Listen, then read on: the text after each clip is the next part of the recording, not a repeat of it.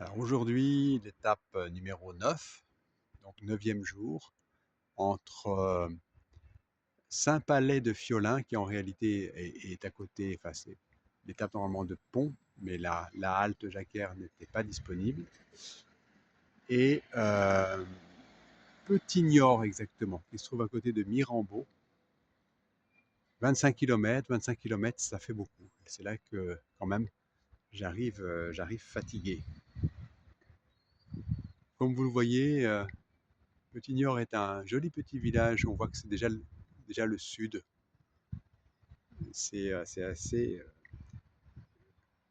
assez remarquable, on va dire, la différence avec finalement en traversant peu de kilomètres, puisque j'avance quand même pas très vite. Partant de Niort, partant de Poitiers, j'ai dû faire 120 km, et là on est sur un, un paysage, une architecture totalement différente. Et alors sur le chemin, on rencontre quelques pèlerins, comme je vous l'ai dit, mais pas que, enfin, j'ai rencontré quelques pèlerins, comme je l'ai dit, mais il y a quelques rencontres aussi qui sont pour l'instant peu nombreuses pour moi, mais assez remarquables.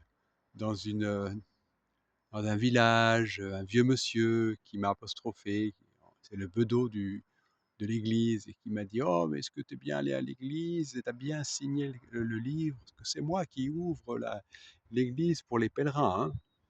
Et puis j'ai rencontré un monsieur qui promenait son chien une autre fois, et qui m'a raconté, qui m'a demandé si on pouvait marcher un peu ensemble. Alors lui, il a fait le chemin, une partie du chemin, celui du Portugal. On a échangé, c'était intéressant. Et aujourd'hui, un monsieur qui s'arrête à côté de moi, j'étais donc sur le GR, sur le chemin lui-même, et puis qui me dit, qui engage la conversation.